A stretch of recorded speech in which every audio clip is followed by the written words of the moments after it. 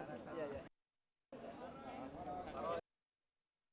Oh iya. Oh iya. Taruh ya. Enggak enak. Nanti geseran. Mau dapat Pak. Kan sudah dilantik Pak secara resmi nih Pak. Apa yang akan dilakukan Pak Roy Baik. untuk ini? Sekali lagi seperti yang sering saya sampaikan, ini beban berat yang harus diterima, tapi karena ini perintah langsung dan Allah SWT bersama kita dan dukungan masyarakat, saya akan cepat. Ya, jadi hari tidak, saya bilang kepada kantor Menpora, tidak usah terlalu acara seremonial. Ini saya langsung akan menuju ke kantor Kemenpora dan kemudian semua urusan yang masih ada di tangan Pak Agung itu langsung saya minta terima juga sore ini juga, ya. Dan kemudian nanti habis maghrib kita akan ada acara bisa sambut dengan larangan, ya. Dan setelah itu langsung malam itu juga saya langsung berkoordinasi dengan 5 deputi saya dan 5 deputi saya itu akan saya berikan satu clue. Kementerian Pemuda dan Olahraga itu urusannya teknis soal pemuda dan olahraga, urusan soal uang.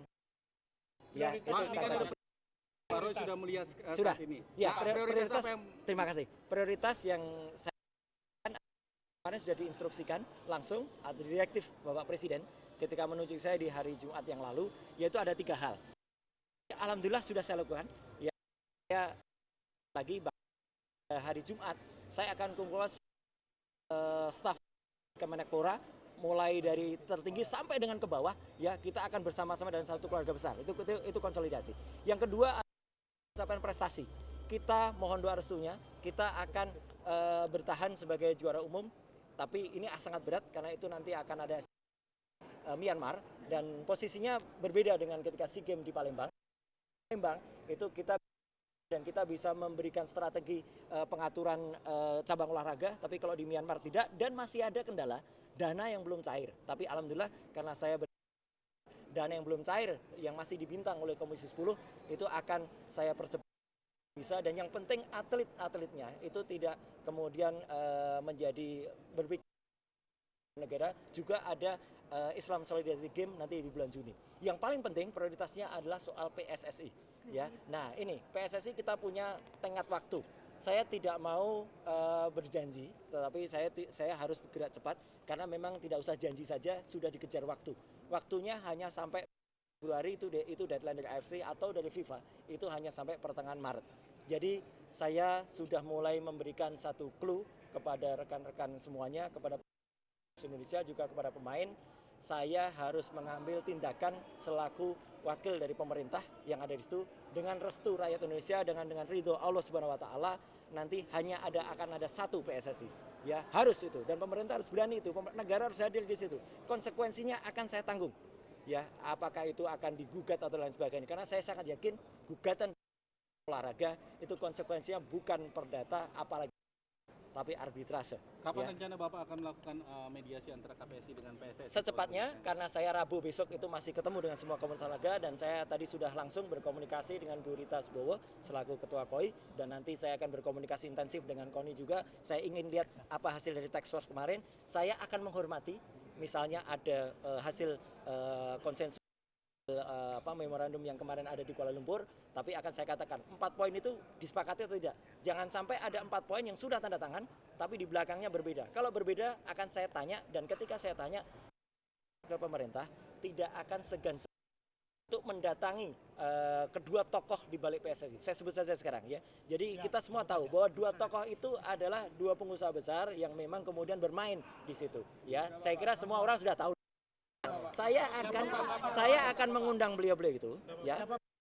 Mengundang itu, ya, nanti dulu. Saya akan mengundang beliau itu ke kantor. Kalaupun tidak, saya akan lobby beliau, dan kalau perlu saya akan datang ke beliau-beliau itu, ya. Jadi artinya saya akan bertemu dengan Pak Nirwan Bakri, saya akan ketemu dengan Pak Arifin Panegoro, ya.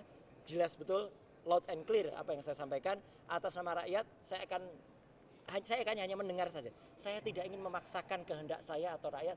Saya ingin mendengar maksudnya apa, ya. Maksud itu nanti saya kemukakan kepada rakyat.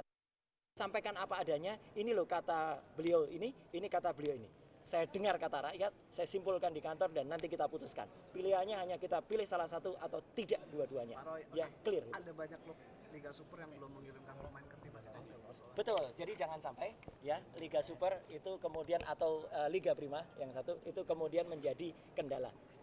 Tim utama dan juga para pemain kesejahteraan itu juga penting. Jadi sekali lagi langkah saya insya Allah saya tidak akan ambil keputusan sendiri, tetapi bersama rakyat saya akan dengar dulu. Sama seperti saya terpilih ini, saya sangat mendengar suara rakyat mengatakan saya tidak kompeten, saya tidak bisa, tidak mampu. Ya, saya akui. Makanya saya banyak belajar. Saya sudah ketemu dengan Mas Andi, saya sudah ketemu dengan Mas Adi Aksadaud, saya sudah ketemu dengan Mas Sayuni Isman, saya pun sudah ketemu dengan Pak Akbar Tanjung. Semua adalah guru-guru kita. Saya akan pakai prinsip mikul dhuwur mendem jero demi nusa dan bangsa Indonesia. Terima kasih ya. Nah, saya sekarang mendapatkan baru Pak Susilo Siswo Utomo. Itu. Yang kedua, saya juga gembira sekali karena kursi Menpora sudah diisi oleh kader Demokrat Pak Roy Suryo.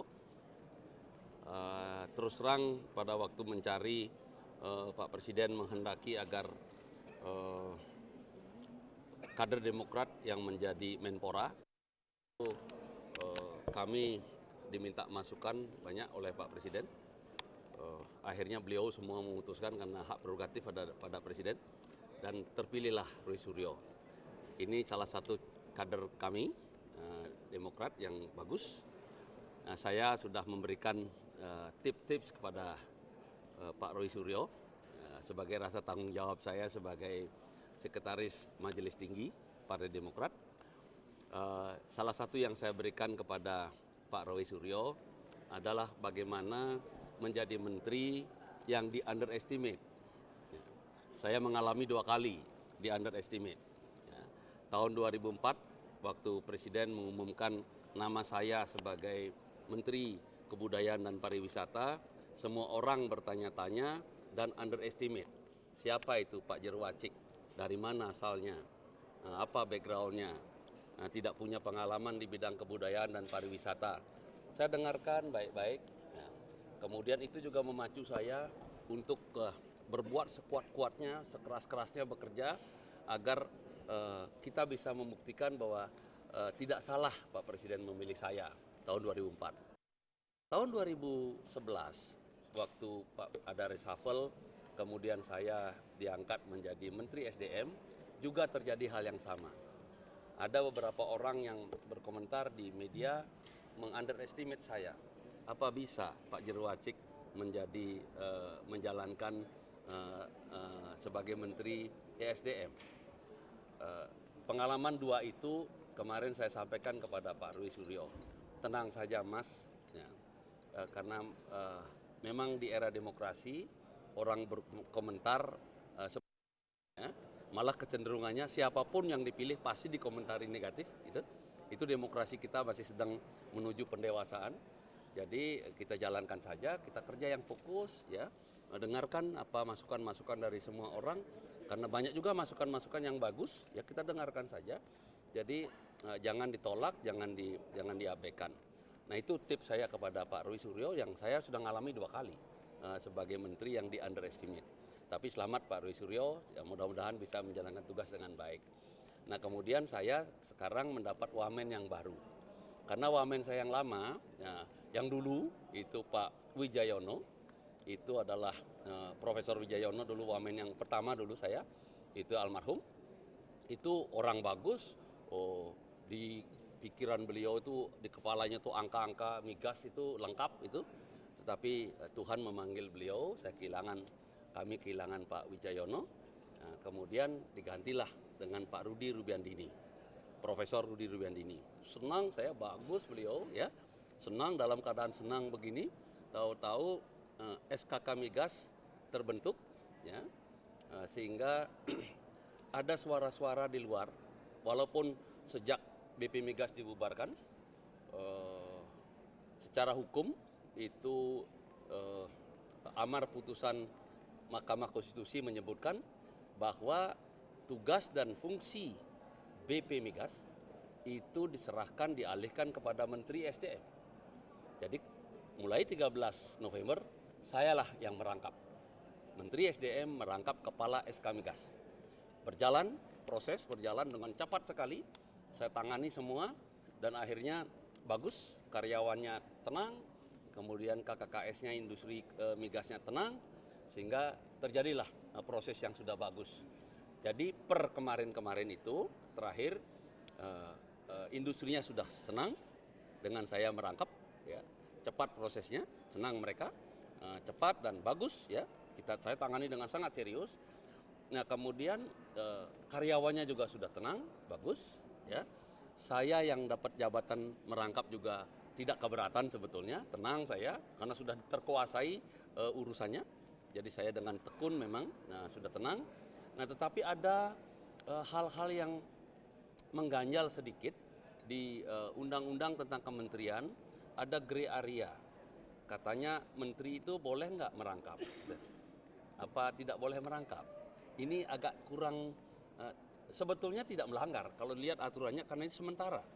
Nanti sampai dengan undang-undang yang baru keluar. Pada saat itu tentu tidak akan dirangkap.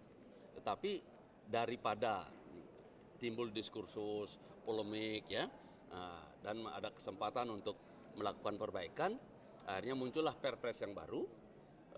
Saya tidak usah merangkap, jadi dipilihlah Kepala SKK Migas. Jadi Satuan Kerja Khusus Migas. Lagi itu wamen saya menjadi SKK Migas. Nah, karena beliau jadi SKK Migas, maka Pak Presiden memilih Pak Susilo Siswa Utomo sebagai wamen ESDM. Jadi sekarang kami bertiga akan bekerja keras. Julukannya di kantor itu teman-teman menjuluki saya, industri juga menjuluki kami The Three Musketeers, ya, jadi 3 pendekar yang untuk menyelamatkan dan mengembangkan industri migas. Jadi bagaimana menambah produksi minyaknya, gasnya, kemudian dan lain-lainnya. Jadi itu tugas kami. Mohon doa restu masyarakat seluruhnya. Kami akan bekerja keras. Yang bisa kami janjikan hanya itu. Kami akan bekerja keras bertiga. Besok kami akan melantik Pak Rudi Rubiandini sebagai Kepala SKK Migas atas nama Presiden. Jadi itu yang akan kita lakukan besok. Jadi mohon doa restunya biar semua lancar. Setelah itu kami akan bekerja dengan keras. Nah, Pak, ini udah 3 kali sampai pergantian wakil menteri, ini tidak mengganggu kinerja dari kementerian? Oh enggak. Kan mereka masih setiap saat saya panggil juga bisa. Ya, Three Musketeers kan. Jadi 3 pendekar. Jadi saya komandannya. Setiap saat saya panggil Pak Rudi juga bisa. Gitu. Jadi tidak ada persoalan. Jadi saya punya keyakinan kalau kami kompak, kami akan kompak pasti. Kami kerja keras. Nah, tinggal mohon doa restu para masyarakat seluruhnya agar kami bisa menjalankan amanah dengan baik. Nah, industri juga saya minta bekerjalah penuh, jangan ragu-ragu karena kemarin saudara-saudara industri itu ada 1-2 yang mempertanyakan ini kan sementara. Nah, ragu-ragu, sekarang tidak sementara lagi, sudah satuan kerja khusus, jadi full speed, jadi tidak usah ragu-ragu dan sudah banyak Eni kemarin, kemudian BP, kemudian Chevron, semua mau nambah investasinya. Apa nih Pak? Oh, enggak. Pengendalian Soal BBM atau apa nih? kuota BBM tuh Pak yang Begini. Terima kasih. Saya ini baru dianggap jadi wamen sekarang ini. Tentunya. welcome. Thank you. Prioritas pertama itu tentunya seperti tadi yang disampaikan oleh Pak Menteri. Tugas wakil menteri itu kan sebetulnya kan membantu menteri. Membantu untuk make sure bahwa program-program yang diprogramkan oleh pemerintah melalui Pak Menteri itu bisa berjalan dengan lancar. Memfasilitasi, mempercepat seperti tadi beliau sampaikan tadi. Jadi hal-hal yang menjadi kendala di dalam ESDM, apakah itu urusan migas, urusan minerba, itu tentunya kewajiban saya untuk meringankan beban menteri, berkoordinasi dengan untuk urusan migas ya koordinasi dengan Pak Rudi. Itu jelas itu. Karena yang dihadapi oleh Pak Rudi sebagai Kepala SKK Migas sekarang itu memang sangat berat. Tadi Presiden juga sudah menyampaikan bahwa tugas yang diemban Wamen itu sangat berat karena itu tadi tugas migas itu kan ini harus meningkatkan produksi. Meningkatkan produksi itu kan ya susah karena lapangan-lapangan sudah tua. Kemudian ternyata bahwa eksplorasi itu kemarin itu belum banyak. Jadi oleh karena itu harus dikejar eksplorasi dan tentunya itu kewajiban yang paling berat juga di SKK Migas. kalau saudara-saudara tahu, itu kan SKK Migas itu biasanya mereka kan tiap tahunnya itu kan mempunyai yang namanya work program and budget. Jadi itu adalah jumlah uang dan komitmen yang dipunyai oleh KKKS. Nah, tinggal sekarang tantangannya bagaimana cara supaya komitmen tersebut itu betul-betul bisa dijalankan. Kalau enggak ya nggak bisa naik produksinya gitu loh. Mungkin sebelumnya sudah ada pembicaraan dengan Pak Rudi, belum mengingat selama ini kan Pak Rudi kan cukup konsisten untuk istilahnya menaikkan harga BBM untuk mengantisipasi. Saya nggak dengar langsung bahwa beliau konsisten menaikkan harga BBM, enggak. Harga BBM itu kan akan ditetapkan oleh pemerintah kan. Memang ESDM kewajibannya itu adalah menyiapkan semua yang diperlukan seperti tahun-tahun yang lalu. Tahun yang lalu kan rencana dinaikkan BBM tapi kan ternyata kan tidak boleh. Ada pagar-pagar yang waktu itu disebutkan di dalam APBNP gitu loh. Jadi belum ada. Kalau kuota Pak, kuota BBM Pak, pengendalian kuota BBM Pak yang sekarang kan BBM bersubsidi udah 46 juta. Iya, 46 Itu gimana Pak? Gini kan di apa